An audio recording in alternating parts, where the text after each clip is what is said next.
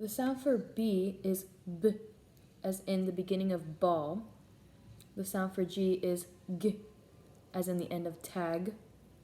The sound for P is P, as in the beginning of pan. The sound for Q is Q, as in the beginning of queen. And the sound for W is W, as in the beginning of watermelon. Okay, so this is my lesson portion of the video. I have these charts filled out, and we're going to be using peanuts, but I would probably use M&Ms for my students. So, okay class, I want everyone to listen carefully. I'm going to give you a word and I want you to sound it out. Then after, we're going to figure out if it goes in the one with 2 boxes or the one with 3 boxes. The ones with 2 boxes are for the words that have 2 sounds. The ones with the 3 boxes are for words that have 3 sounds. You can use your M&Ms to help you if you don't want to use the finger taps. So let's do one together. The word is on. Let's sound it out. On. You can even use your M&Ms if you want to push. On. On. So did it go in the one with 2 boxes or the one with 3 boxes? And then they would say that it goes in the one with 2 boxes. Okay, now if you have your M&Ms on your paper, remove them and write in your word. And then this is where they would write in O-N in the 2 boxes. All right, class, everyone show me their work. And then they would show me, lift it up, that they have O-N written on their paper. Good job, class. Okay, so now we're going to listen for the next word. The next word is mat. Sound it out. M-A-T. Mat. You can even use your M&Ms if you want. M-A-T. Mat. So did it go in the one with 2 boxes or the one with 3 boxes? And then they would say, that one goes in the one with 3 boxes. Okay, remove your M&Ms from your paper if you have them on your paper and write in your word. So then, just to show you.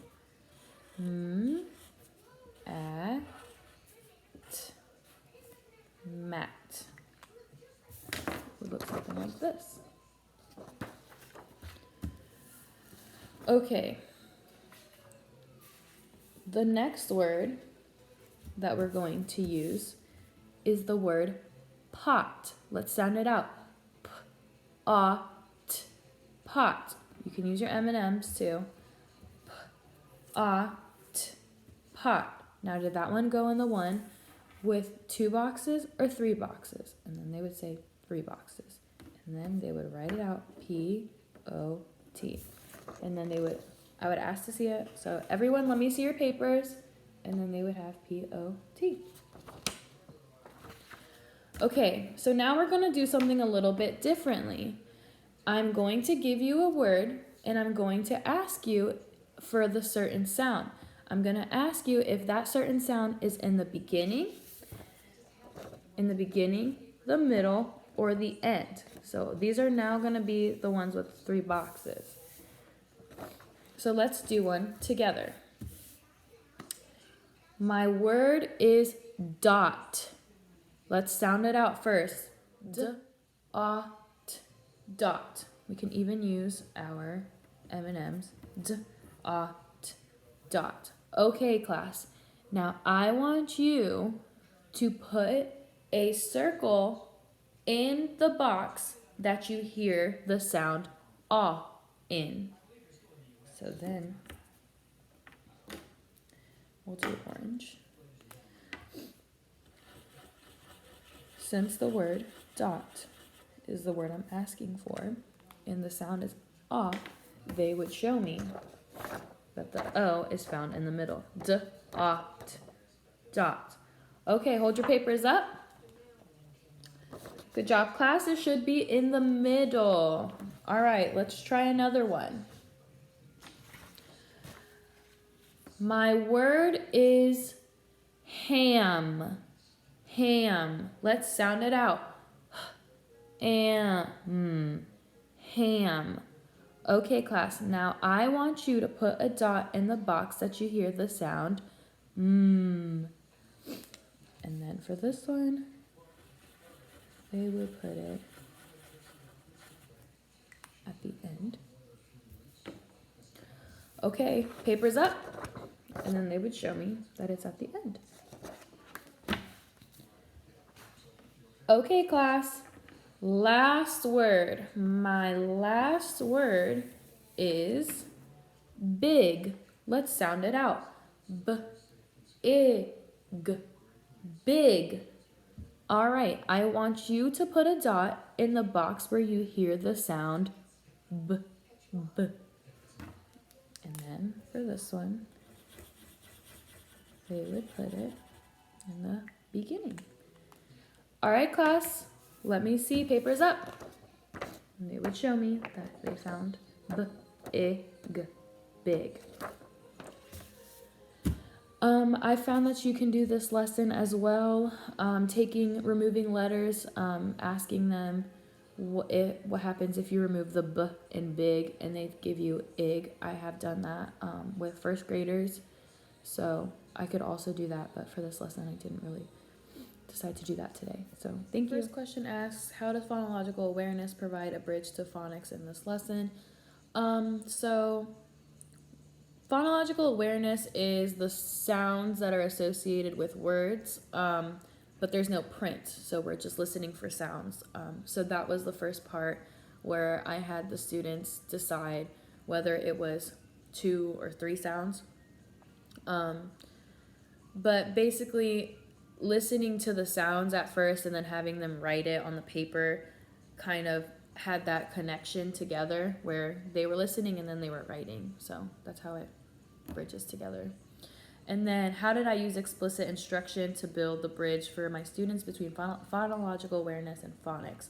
So my lesson basically was supposed to incorporate both back and forth instead of focusing on just phonological awareness first and then leading into phonics, which is what I liked about the lesson. I first had the students pick out, okay, how many sounds am I hearing at first? They're not listening for the sounds just yet. They're trying to decipher, okay, is it 2 or 3 sounds? And then they're thinking about, okay, since it's 2 or 3, what sounds am I hearing exactly? For example, mat, at, okay, at, I have 3 sounds, at, M-A-T. So once they pick what box it's supposed to go in, then I have them write their letters within the boxes and I have them show me. So it's that first phonological awareness part of it, aspect of it first where they're listening, and then the phonics parts comes in when they're writing. The second part of my lesson had to do with listening for exactly where they're hearing this sound. This was more of a phonological awareness type activity, where they have the word, they don't necessarily need to write it. They are just listening at this point where they're finding this sound. So for example, big, I asked them, all right, where are you hearing the B in the sound, in the word big? And they have to listen, and they're saying it and they're listening. Okay, B-I-G. I heard it in the beginning. I'm gonna draw a dot in the first box, and it's not necessarily writing a letter, it's just marking an indication of where they're hearing this sound. So that is the phonological awareness aspect of it, but it's pretty cool because it's all on one sheet.